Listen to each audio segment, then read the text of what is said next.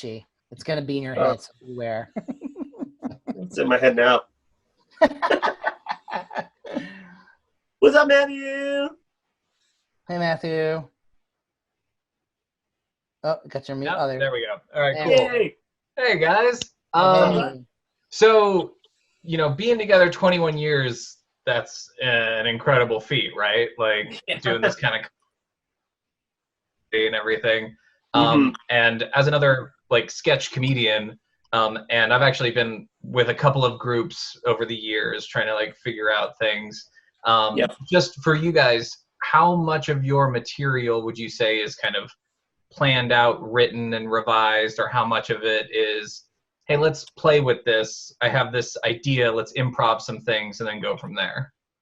Yeah, I never throw anything out. Like, we've been in other troupes that we've started, like, in the very beginning.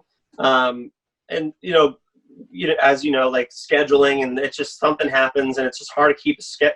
Like, the sketch troupe, like, the life of a sketch troupe in the city, in New York City, I'd say is, you know, probably like a year to 2 years, maybe. Right. So Paul and I feel like we're like the senior citizens, like, right now walking around. But, like, yeah, I always keep everything that I've ever written. Like, when I was 16, I wrote a bunch of stuff, like, when I was at, like, whatever retail store I was working in. And I would always save it because I'm like, it's not good now. I don't get it. There's something there, but, like, maybe I'll figure it out later down the line. So a lot of times I'll look at my old notebooks every once in a while. I go, oh, that's what, I get it now. That's what you couldn't figure out. So I'm always revising things, and, you know, Paul and I have had ideas that we could not figure out, like, a good button for years. Like, I'm still like, we still got to do the fortune cookie bit, but I don't know how the fuck to end it. You know, it's like, what's the punch? How do we get out of there? Like, there's like 8 things, and you're like, it's not there. But when we come up with things, it's like, the cool thing about working with Paul is Paul's completely fearless. Like, I swear to God, I've never met anybody that's just like, if you think it's going to get a laugh, I'll do it. It's fine. Like, Paul, can you do the cartwheel into the front row? He's like, yeah, sure. And, like, me, I'm like, like, I like being more like, I'd rather, like, write this and let Paul, you know, I don't know if anyone's seen, like, the cookie sketch, but Paul, like, we did that show, like, Paul's the one that gets the milk, and Paul's naked, and Paul's, you know, so because Paul's like, yeah, I'll do it. And I'm like, okay, great. But a lot of the ideas is just, it's simple. We try to keep the premises as simple as possible, and not try to, like, you know, we've tried to write, like, witty stuff and things like that, but, like, yeah, I would say I would say it's like, I think it's important. I just spilled my seltzer all over my boobs. Did you see that? I totally missed my mouth. Nice. I had to bring it up. It's like I farted, and, like, someone may have heard it, so I might as well just admit that I farted. Yeah. Anyway, come on, Paul.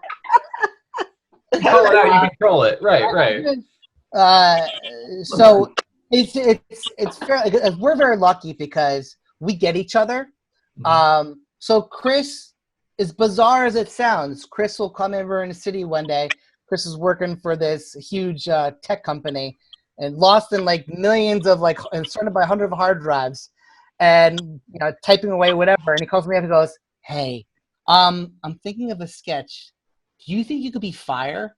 I go, I don't know. Let's find out. You know. So it was funny because he would just come home with a bunch of ideas. So what we do was like, all right, so what do we do? And so we just kind of, like, throw ideas back and forth to each other. We usually write a beat sheet down, and then what we do is we listen to a bunch of music, and sometimes the music talks to us and go, oh, wait, that sound right there, that could be like a movement. And so now we're writing that with what we hear. So so emotions start sparking. So that's how that creative thing comes. Yeah, I say music, and that's why I think we have so much music in our show. The one thing that really triggers any idea for me is classical music, or any type of just some kind of feeling, some kind of, like, you hear a song from, like, you know, like the what the hell, I don't even know what it is, CW, whatever that, like a One Tree Hill kind of, like, oh, okay, sorry, so I feel that vibe, okay. So what's the twist? Like, who are these people? And then obviously, you know, when you're writing sketch, you're trying to figure out how do you flip it. And so if I'm listening to classical music, like, I'm just basing it off of, like Bring the Funny show, and we did the bank robbery sketch.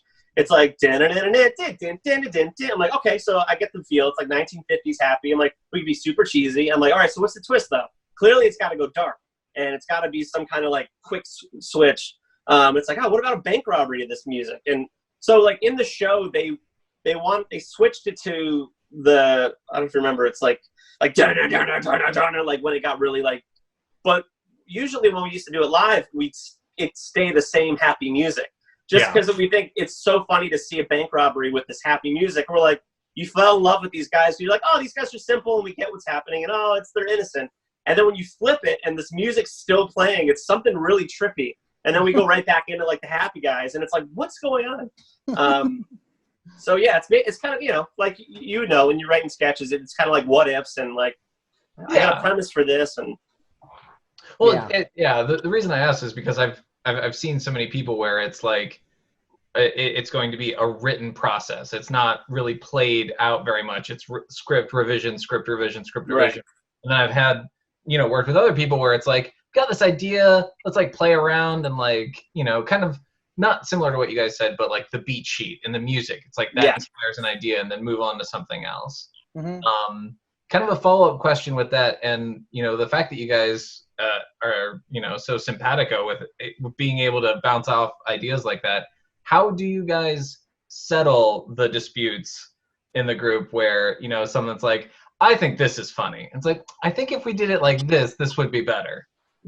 So we have one thing, and it's like my card. I don't even like saying Trump card because anyway, we won't get political. But I don't want to talk about it. Anyway, so we have our comedy mentor, like, is this woman we met at this community theater when we started, Susie Lynch. She's like, you know, set in her mid-70s, maybe 350 pounds, just like this kind, smartest woman, just like such a character, so cool. But she was the first one to really call us out on our shit. So when one of our first troops we had, it was Paul and I and three of other of our buddies we met in this comedy class. And we're like, oh, this is going to be funny. We're going to do this. This is going to be great. And like, yeah, isn't this really great? And she was the first person to look at us and go, I don't get it. And we're like, what? And, you know, like, what do you mean you don't get it? And she's like, no, it's too long. I didn't like it. And we performed this one show for her that we were going to do. We're like, we're going to do all the sketches, and then you can help us figure out the best ones. And she just was like, ripped them all to shit. That's not funny. I don't get it. It's too long. And explain I remember, why is that happening? I was like 17 or 18. I was like, she's so old. She doesn't even know. Whatever. She's all like in the past, and she doesn't get the new. You know, like I just couldn't. Like I was doing these improv shows for 16-year-old kids who laugh when I said the F word, and you know, like and this was part of my like whatever ego was starting to got crushed and was great. And it was like she taught us how to do blackouts. And she taught us when to end a scene. And Paul and I were like, that's too early. You can't end a scene there. Sketches have to be 7 minutes. We have so much funny material that everyone needs to hear. Look at all these lines are so funny. And she's like, no, it's too long. Cut it there. She's like, then one day we did a rehearsal. She's like, I'm going to work the blackouts. Do your scene. I'll tell you when to black it out. Or I'll black it out when the scene should be over. And we're like doing the scene and the lights will go out. We're like, what the fuck? We still got like 4 pages. And she would do that. And she would and like cutthroat. And I'm like, is she just trying to like mess with us? Like, I mean, she clearly knows stuff, but like, is she just trying to like see what we can stand up to her? Like, couldn't figure it out. And as Paul and I we moved to the city and we were in this tiny little apartment and we're trying to figure things out. Her voice was always like, it's too long, you know, like, you guys aren't as funny as you think. And it's like, we were, Miyagi coming back. What would Susie do? What would Susie do? And she was right. She was so right, so right, that over the years we're like, let's end it there. Let's end it here. Susie would end it here. Let's try that. And we're like, oh my God, like she knew she was tough. And it was like this moment where we're like, we were so stupid. And it changed our entire act. We do an hour show and we can do like 13 to 15 sketches, but our sketches last like some are 30 seconds, some are 2 minutes, and maybe some are like 4, maybe. And we learned, and that was the biggest thing that I think we had over some troops at that moment was blacking out. Because a lot of troops, like you said, there's revisions and it's such a tedious, arduous process. And everyone has their, oh, well, we have to get that witty line in and make sure to get my contribution and blah, blah. And you're like, and then by the end, you're almost doing it for yourself. Because sometimes, and I'm sure you've seen it when you're watching a sketch troupe and you're like, oh God, we get where it's going. We know where it's not funny because we know where, oh, there it is. Oh, we have 2 more pages of, so we start, our writing process is like, how do we do this in here? And when we started doing comedy shows at clubs, this was before there was big sketch venues in the city. Like there were like little theaters here and there, but it wasn't like UCB or like, other big things. So we would have to create as much as possible with as little as possible with dialogue and props. And that helped us grow to be like, that sketch is too long. And also going back to how we figure out like who wins. It's never really that, like, we learn how to work with each other. So in the beginning, actually, because we were kids, we would argue like, no, this is funny, no, that's funny, that's funny. And we get so mad at each other. But after like we start working together, I'm like, oh, wait a minute. We started like trusting each other. And then Chris, I have immense respect for him. Chris is to me the funniest person I know. So when Chris says the words, trust me, this is going to work, Chris has 100% a batting average with that. And he doesn't use it a lot. But when Chris pulls something and goes, trust me, this will work, I'm like, okay. But there'd be times where like we would laugh our asses off about something. The next day we were like, oh, that's not funny. It doesn't make sense. So we'll hear each other out. And then once we kind of come to agreement, then we go for it. So we don't really argue, whatever. We just like, once we meet, like, okay, this is good enough. There's been so many times I'm like, all right, fine, we'll do it your way. Yeah, let's see how this goes.